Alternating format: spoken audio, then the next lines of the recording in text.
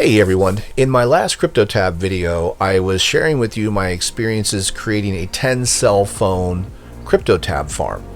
And I also discussed my reservations with the boosting options, why I felt like some of the boosting options were a little bit on the shady side.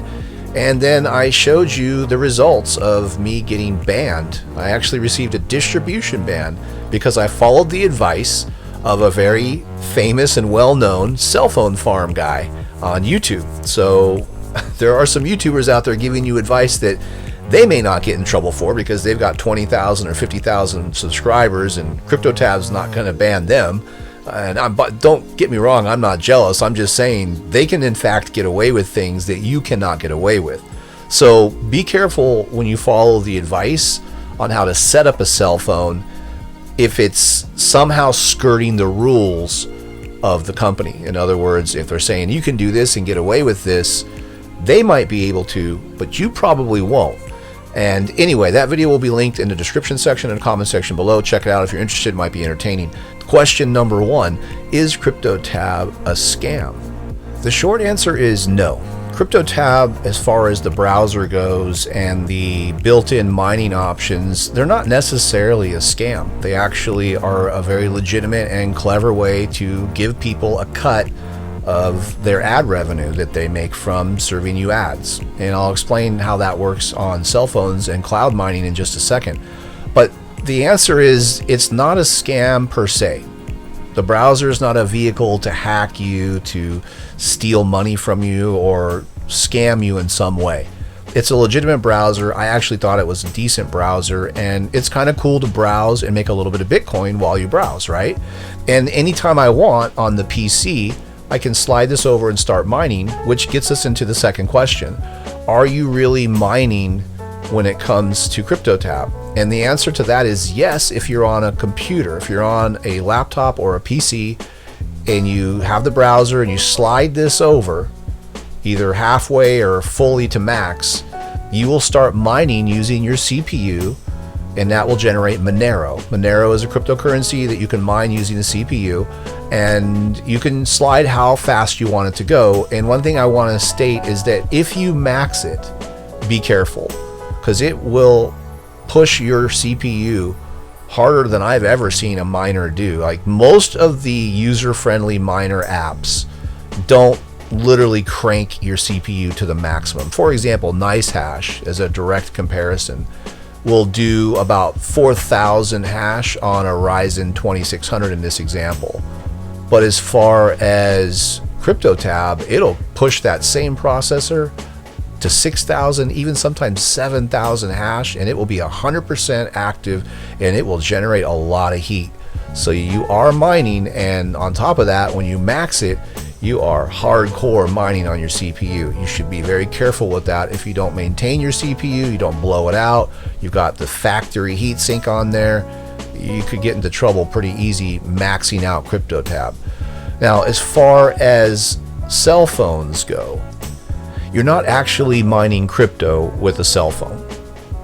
CryptoTab does not have millions of cell phones working in unison to create a cell phone based crypto cloud mining system. A lot of people think that the 2000 hash rate is the same across all the phones because that's the average hash rate of millions of phones working together. And that's not true either. What's really going on is that CryptoTab is much like a Vegas casino. They're giving you a few chips to get you started gambling, which is the same way that they work with the free 2000 hash rate mining on CryptoTab Pro. CryptoTab Pro on any cell phone generates currently about 2000 hash rate. And that is because they know that once you see you can make money with the app, you'll be interested in seeing if you can make money with the boost. And that is where things get a little shady, and that's what I want to talk about next. The next question that I get is, are the boosts worth it? Yes and no. Boosts are not worth it if you buy the smaller short-term boost. The 2 times boost for 1 month is a joke. It's a literal scam. You will not make your money back. You will even lose money. The 2 times boost for a month is so bad, it's the equivalent of you having an apple and I tell you I'll double it, and then instead of getting 2 apples, I give you a half of an apple. And you say to yourself, why the hell did I do this? That's exactly what the short-term small boosts are like. You're going to lose money. And they'll actually take money from you on top of you spending money, which to me is the definition of getting scammed. Long-term boost with the big-time boost number, like the 15 times on a discount, 12 months, and you're familiar with how everything works and you got your devices on lockdown, yeah, you'll probably make a pretty decent profit, and that might be worth doing. But there's a lot of things to understand before you go that route, that's for sure. Anyway, so what about the NFTs? Currently, the CryptoTab NFTs have some built-in functionality, which is to give you an additional 100,000 hash until April 15th, 2022, and apparently that's disabled. Now, they were available 18 days ago, and there's 47 days left. So if you do the math on 100,000 hash based on current crypto prices, they're able to generate about $170 extra in mining profits. Now, this could vary based on the devices you're using and on your CryptoTab setup, but the base number is about $170. So the question becomes, are they worth it? When I first started looking at the NFTs, I was watching Tech Hustler's video. I really like how he presents things. He does have links to his affiliates, and I don't have a problem with that if the content is genuine and the person's being straight up with people.